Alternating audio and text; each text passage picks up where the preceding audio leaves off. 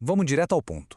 O que a gente tem nas mãos na análise de hoje foge totalmente daquela visão tradicional da Terra como uma rocha estática, parada ali flutuando no espaço. Esquece isso. O material propõe algo muito mais dinâmico. Olhar para o nosso planeta como um sistema de hardware gigantesco e complexo. E mais, um hardware que está, exatamente agora, passando por uma recalibração massiva. O objetivo? Voltar para aquele estado perfeito, o protótipo original que a gente conhece como Éden. Transformar textos milenares sobre a existência em pura lógica de engenharia e sistemas é, no mínimo, uma abordagem fascinante para a gente entender o momento em que estamos operando. Para organizar a nossa leitura desse grande manual do sistema, a gente vai passar por 4 fases de diagnóstico. Primeiro, o sistema em constante ajuste. Segundo, o pecado visto como um código malicioso. Terceiro, os marcos da providência técnica. E, por último, a fé como a nossa chave de acesso ao dashboard. Entrando então na fase 1, o sistema em constante ajuste. Olha só, quando a gente repara em grandes eventos geofísicos, é super comum pensar que é tudo puro caos, né? Uma falha aleatória da natureza. Mas o ponto crucial aqui é o seguinte: os dados sugerem que isso faz parte de um processo rigoroso de engenharia celestial.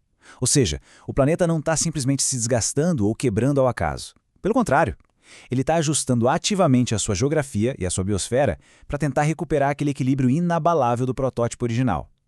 O sistema está, de forma muito proativa, se movendo para o seu clímax final, tudo sob a supervisão constante de um arquiteto mestre. E a presença desse arquiteto cria uma diferença gritante na base de usuários. Na prática, existem 2 estados operacionais distintos, online e offline. Quem está online mantém aquele canal de conexão espiritual totalmente aberto. E qual é a grande vantagem disso? Acesso a uma rede que manda alertas de segurança em tempo real e traça rotas claras de fuga. Por outro lado, quem está offline simplesmente perde a comunicação com a rede principal. Aí, quando ocorrem aqueles ajustes drásticos de hardware no planeta, esse grupo interpreta os sinais vitais como anomalias bizarras e acaba sofrendo o impacto físico total da transformação. A diferença de inteligência de sobrevivência entre estar conectado ou não é absoluta. O que nos leva à fase 2, o pecado como código malicioso. Aqui a perspectiva muda de um jeito incrível. A rebelião humana, o erro sistêmico, deixa de ser apenas uma falha moral ou algo místico.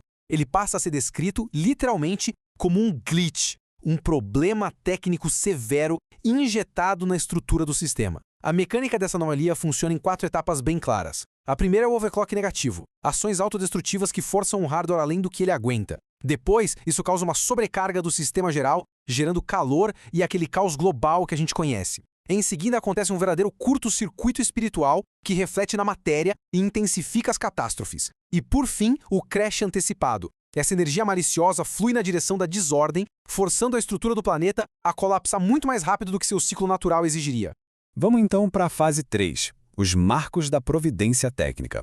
Diante desse perigo constante de uma sobrecarga catastrófica, como a providência atua? A grande sacada é que ela não sai quebrando as regras da física. Ela as utiliza para otimizar rotas de sobrevivência através de protocolos técnicos. O material nos fornece um mapeamento cronológico fantástico, listando 3 estudos de caso como provas cabais dessa intervenção estruturada. A época 1, com o evento massivo do dilúvio, a época 2, focada na destruição de Sodoma e Gomorra, e a época 3, lidando com a crise da fome em Gósen. Juntos, eles formam um padrão irrefutável. O sistema faz o diagnóstico e aplica a mitigação.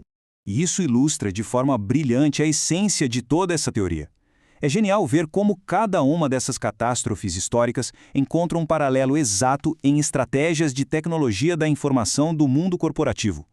O dilúvio, por exemplo, foi um ajuste colossal de pressão, contornado com um isolamento galvânico seguido de um reboot. Sodoma não foi fogo aleatório, foi a detonação de uma bomba de hidrocarbonetos que ativou uma extração de emergência. E a quebra dos padrões climáticos durante a fome foi resolvida brilhantemente com a configuração de um servidor espelhado operando como uma incubadora. Analisando o protocolo do dilúvio com essa lente técnica, a gente percebe que o passo 1 não foi um castigo cego, mas sim um ajuste inevitável de pressão física no planeta. O passo 2 é a construção da arca. Ela não é descrita só como um barco flutuante, mas como um projeto primário de isolamento galvânico, aquele compartimento completamente blindado para proteger os dados mais críticos. E no passo 3, enquanto a estrutura blindada mantinha tudo seguro, o planeta passava pelo que a engenharia chama de formatação de baixo nível. Apagou todos os registros corrompidos para poder iniciar do zero, com código limpo. Avançando para a época 2, temos o protocolo de extração. Passo 1 é pura geologia. O assentamento da região era uma bomba relógio de hidrocarbonetos sob tremenda instabilidade. O passo 2 mostra o choque de realidade. Os usuários locais, profundamente desconectados do sistema, simplesmente ignoraram as leis da física e os avisos de que o ambiente estava prestes a desmoronar. O passo 3 é a resposta lógica. O evento não impediu a transformação da matéria, mas acionou uma força-tarefa hiperfocada para executar uma extração de emergência cirúrgica, retirando alguns usuários específicos da área de risco iminente. Chegando no terceiro marco, a gente encontra o protocolo de crescimento, que foi provocado pela escassez. No passo 1, o mundo natural enfrentou uma quebra massiva dos padrões climáticos, reduzindo os recursos a quase zero. No passo 2, o arquiteto orquestrou uma logística genial de migração, movendo seu grupo central não para o deserto, mas direto para as terras férteis do Egito. Uma verdadeira incubadora de clima controlado. E o passo 3 foi a implantação tática de Gossen, como um servidor espelhado. Enquanto o resto do hardware global sofria com a entropia acelerada, esse servidor isolado abrigou os ativos vitais do sistema, protegendo e garantindo a multiplicação exponencial deles em total segurança. O que nos traz para a nossa fase 4, a fé como acesso ao dashboard.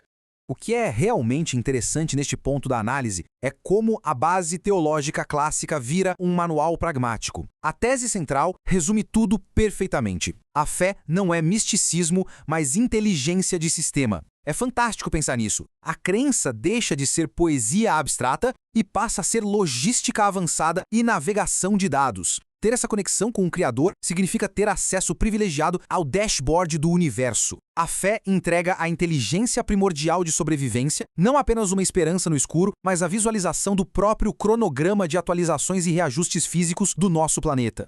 E toda essa linha de raciocínio deixa uma questão inevitável no ar sobre o nosso panorama atual. Com tudo operando em altíssima velocidade, será que a humanidade está prestando atenção aos alertas piscando em vermelho nos seus dashboards? Ou simplesmente decidimos ignorar de vez a grande recalibração do sistema que está em andamento? Quando a gente para de olhar para os grandes cataclismos como um aterrorizante fim do mundo, e passa a entender esses eventos como processos lógicos de otimização de engenharia para o início do equilíbrio, a visão muda completamente. É hora perfeita para pararmos e nos perguntarmos: qual luz de notificação nós acabamos de silenciar? Um pensamento no mínimo intrigante para encerrarmos a análise de hoje. Até a próxima!